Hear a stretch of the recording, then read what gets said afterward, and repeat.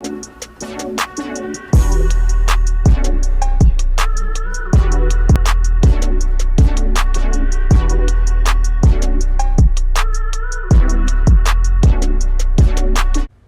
guys, welcome to my channel. Today I'm gonna do a feed in bun on my mom, and as I'm pre-parting her hair, don't forget to like, comment, and subscribe to support the channel and to see more braiding content from me.